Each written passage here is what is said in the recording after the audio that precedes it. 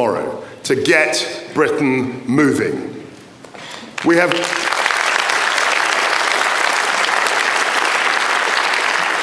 great ideas. We have the same inspirational people, and I know we have the same determination.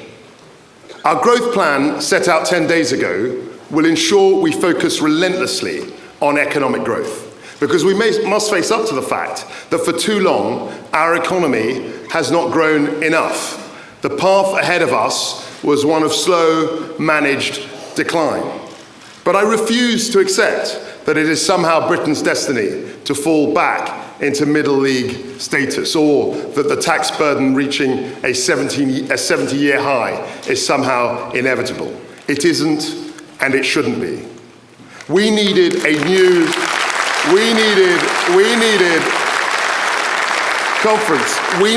new approach focused on raising economic growth, because that is the only real way to deliver opportunities, to deliver higher wages, to deliver more jobs, and crucially, to deliver that revenue to fund our precious public services. And it is the best and only way of achieving long-term fiscal sustainability. Because it is only by raising economic growth that we will spread opportunity and prosperity to every corner of our country. With economic growth, everybody benefits, and I mean everybody. While we all believe in growth, we as Conservatives also believe that it is an important principle that people should keep more of the money they earn. I don't need to tell you that. I don't need to tell you that. That isn't radical, that isn't irresponsible. It is a deeply held belief that we all share as Conservatives. We were faced with a 70-year high tax burden. We were confronted with low growth, and the path we were on was clearly unsustainable. So that's why we are cutting taxes for working people. That's why we will reverse the national insurance hike on the 6th of November. And that's why we will bring forward the 1p cut to the basic rate of income tax by 1 year. That's why we will take 200,000 people out of paying stamp duty altogether. Taken together, this is what our support will do for all our people. Thanks to our energy intervention, a typical person in a semi-detached property will save £1,150 on their energy bills this winter, on top of the £400 discount. And if they are earning an average salary, they will benefit from an additional tax cut of around £400. That is almost a £2,000 saving this year alone. But I can be frank, I know the plan put forward only 10 days ago has caused a little turbulence. I get it. We are listening and have listened. And now I want to focus on delivering the major parts of our growth package. Because with energy bills skyrocketing, a painful COVID aftermath, war on our continent, a 70-year high tax burden, slowing global growth rates, and glacially slow infrastructure delivery, we couldn't simply do nothing. We can't sit idly by. What Britain needs more than ever is economic growth, and a government wholly committed to economic growth. That is why we will forge a new economic deal for Britain, backed by an ironclad commitment to fiscal discipline. More businesses.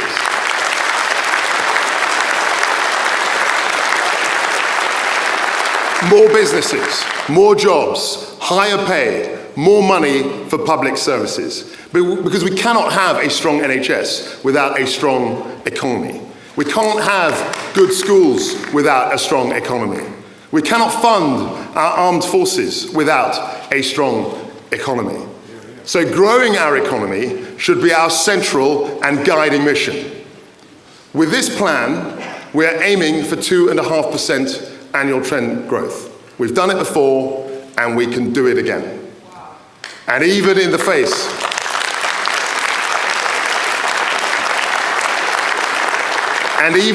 of extreme volatility in global markets, with major currencies wrestling an incredibly strong US dollar, and longer-term trends from demographic change to climate change, we will show that our plan is sound, that it is credible, and that it will increase growth. That is our pledge to the people of this country.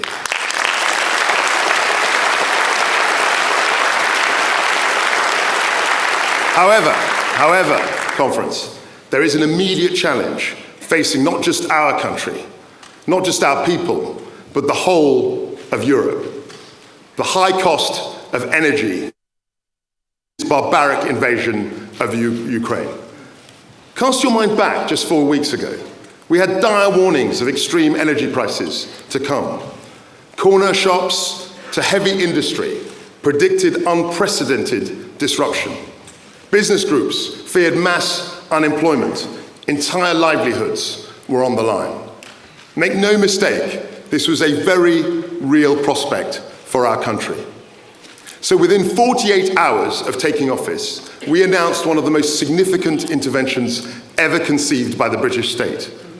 Annual energy bills of up to £6,500 from next year were staring us in the face. Everybody was worried. Now we are holding down the price at an average of £2,500. Not just this winter, like the Labour Party promised, but next winter too. 2 years of significant taxpayer support to protect our people. Because this government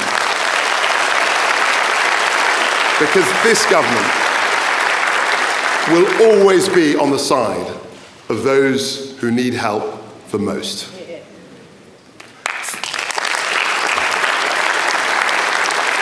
For our businesses too, conference, help is on its way. A local pub could save £3,100 a month, cutting their bills by 40%. And we've also frozen alcohol duty. Make no mistake, this is a monumental support package to protect millions of families and businesses from devastating price hikes unleashed by Vladimir Putin. There is no doubt that this is a substantial intervention. But we had no choice. Doing something was simply not an option.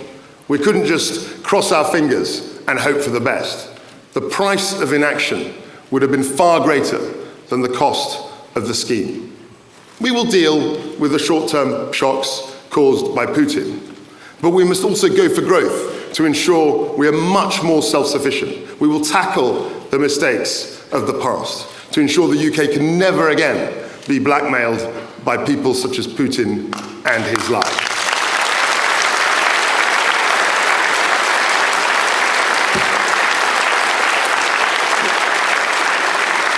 When COVID hit our shores, we were right to intervene to protect lives and livelihoods. And I can say in all sincerity that we went into that crisis in a much better position because of the action we have taken over the last decade. Because of successive Conservative governments, the UK now has the second lowest debt to GDP ratio in the G7. And throughout this urgent endeavour of ours to protect Britain from high energy costs, and in response to the urgent need to grow our economy, we have taken the appropriate action. Our entire approach will be underpinned by a strong institutional framework which enhances growth in our country, including our independent Bank of England and Office for Budget Responsibility. We will have a strong fiscal anchor with debt falling as a proportion of GDP over the medium term. That is the Conservative way. But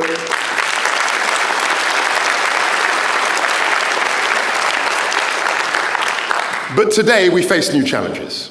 And in addressing those challenges, we will act in a fiscally sustainable and responsible way. That is why, shortly, we will publish our medium-term fiscal plan, setting out our approach more fully.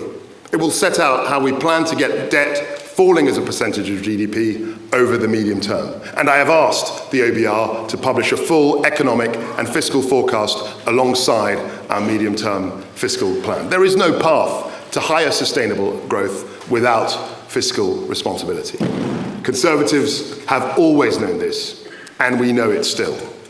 And it is because we are Conservatives that we remain absolutely committed to being serious custodians of the public purse. This is what defines us and separates us from the Labour Party. But conference, to grow the economy, we really do need to do things differently. We know that it is our towns and cities which drive much of our economic growth today. Business investment, skills, science and technology, infrastructure, housing, energy supply, strong financial services. These are the key ingredients for higher economic growth and well-funded public services. I had the great privilege of being business secretary for nearly 2 years. I visited every corner of this country. I saw the creativity, the drive, the entrepreneurial spirit. We have to celebrate our entrepreneurs, our business people, our job creators, people who are taking risks. But I also saw where government got in the way of progress. My job now is to free that potential. This starts with investment zones. We will empower local areas to do things differently, just as here in Birmingham. We will liberalise planning rules, releasing land and accelerating development. We will cut taxes for businesses in those zones. We will accelerate tax reliefs for new structures and for new buildings. We will provide relief on investments on plant and machinery. We will lower taxes which stop businesses hiring and skilling up their workforce. That is an unprecedented set of incentives for business to invest, to create jobs, to build right across our country. And it will start right now. Conference, we will get Britain moving.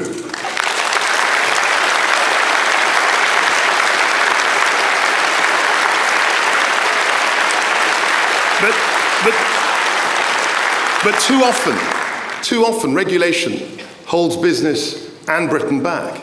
Stifling red tape puts up too many barriers for entrepreneurs looking to scale up. There are too many rules for small business owners who want to take on an apprentice.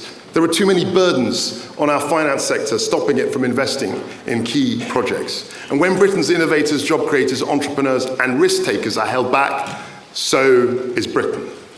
That is why we will review, replace, or repeal retained EU law holding our country back.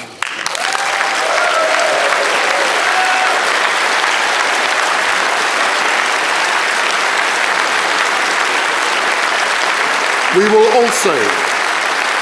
also speed up the delivery of infrastructure and promote house building to create a true home-owning, shareholding democracy. Unapologetically and emphatically, we will get out of the way to get Britain building and on its feet.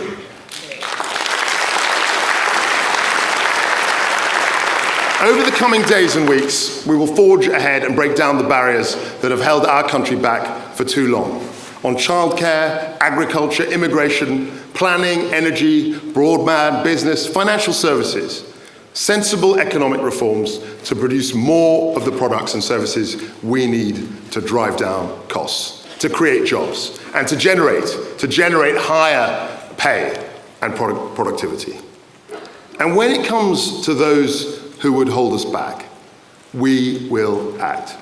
Pernicious strike action disrupts the lives of British people and slows down our economy. It stops children going to school. It stops parents from going to work. And it stops people from getting the vital care that they need. Action which slows down our economy cannot be the policy of any serious party serious about growth. And a party which is not serious about growth can never be considered fit for office.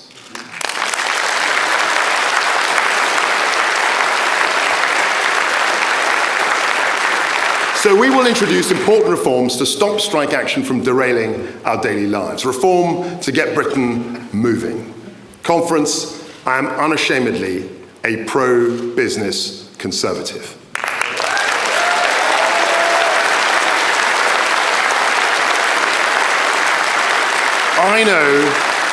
I know that the interests of business and hard-working families are not in conflict. They are aligned. When businesses thrive, they create more jobs, they raise wages, and they contribute more for our public services. Rather than bashing business, we are backing it.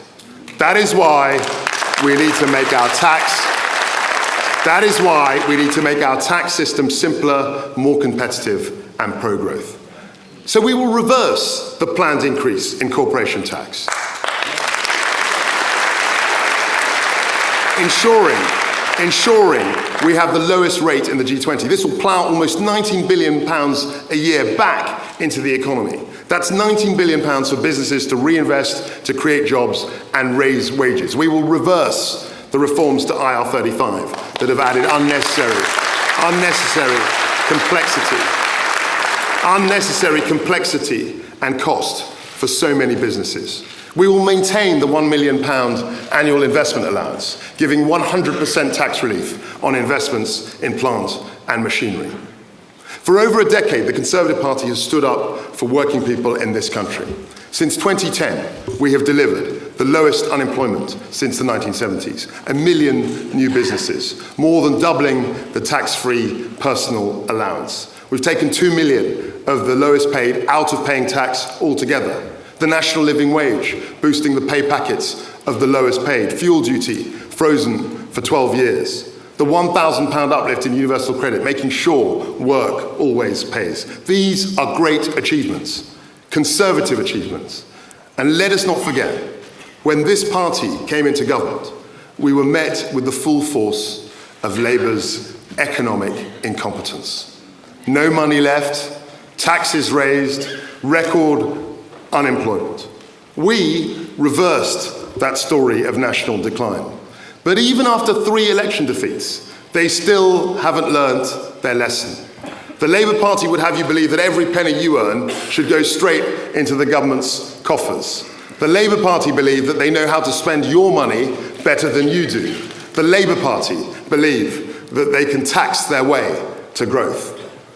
We don't believe that. We believe in low tax, high growth, and fiscal discipline. We are Conservatives.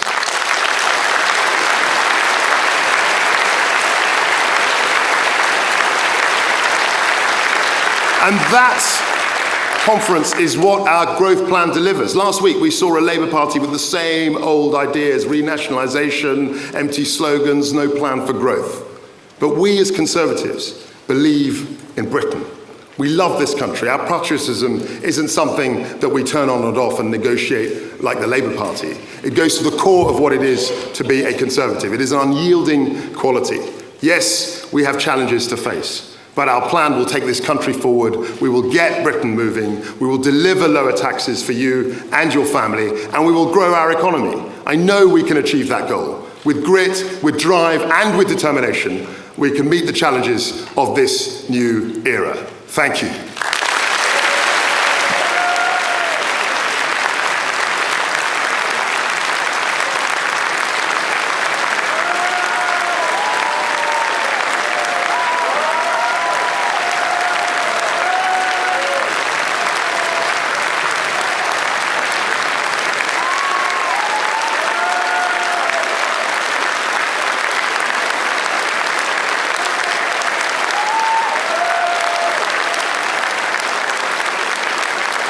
You've just heard from the Chancellor of the Exchequer, Kwasi Kwarteng, addressing the Tories' 2022 conference. He's pinned everything to economic growth, saying that they are a party that believes that businesses should be incentivized to grow. He says they're going to incentivize investment coming into the United Kingdom. He took some shots at the Labour Party, saying that the UK has been on a national decline under the Labour Party, and the Conservatives have reversed that.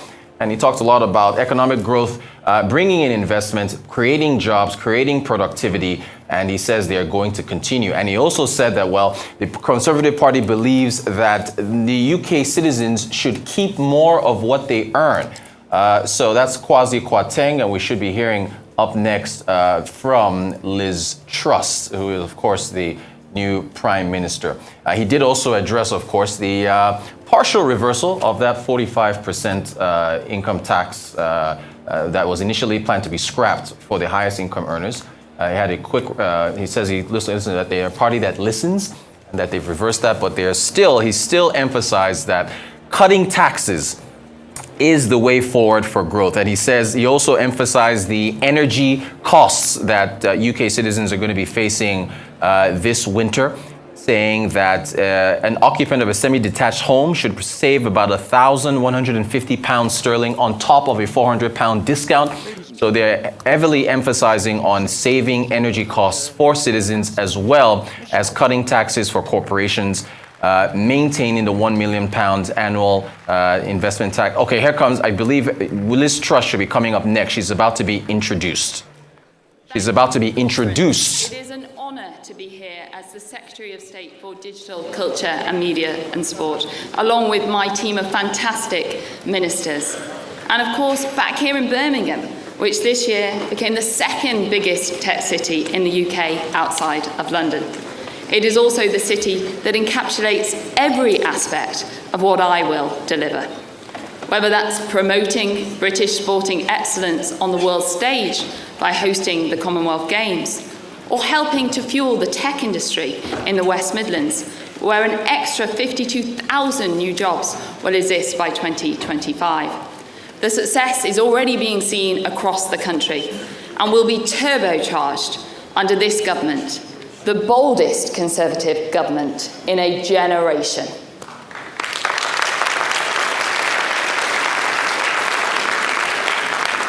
And I will be ensuring that my department is at the heart of this as a true engine of growth in the UK. And while the areas we may cover in DCMS may seem at opposite ends of the policy spectrum, actually my own priorities all boil down to a few very simple areas. Common sense goals, if you like. Because in everything that we do, I want us to create, connect, and also protect. Create more highly paid tech, digital, and creative jobs that will provide genuine opportunities for you and your children.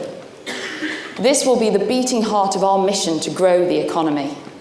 I will also work to connect communities up and down the country to better deliver broadband, 5G and phone signal. It is fundamentally wrong that in today's age we still have people living in rural communities that find it difficult to get a phone signal to call their loved ones. And this is going to change.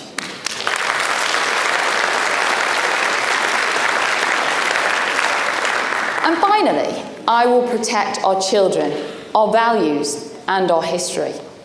And that is why I'm coming forward with strong, common sense, conservative solutions that will deliver on these problems. And at the heart of everything that I do is making people's lives better by driving up economic growth, and that will be the department's priority. But to create jobs, to connect communities, and to protect our British values, we do have to be unashamedly... All right, we'll bring you more from the Tory party conference as more developments unfold.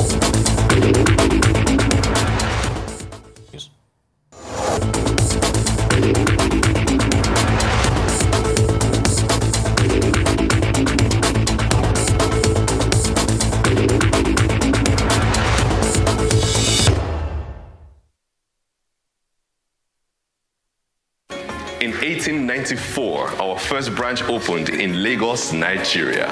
And we took our place in this new land brimming with possibilities and surprises. Take Kano, for instance, where the city's wealthiest trader made his first deposit. 20 bags of silver arriving on camelback. Aren't you glad that we offer online banking today? Expanding across the West African sub-region and beyond, our early presence made it possible for all hardworking Africans to build great things. So is it any wonder that not one, but two first bankers have gone on to become Nigeria's central banker? We are intricately woven into the fabric of society, supporting polo for over 100 years and pushing the limits of athletic performance. Rooted in tradition, but constantly leaning forward into the future. Are you coming? You first. First Bank.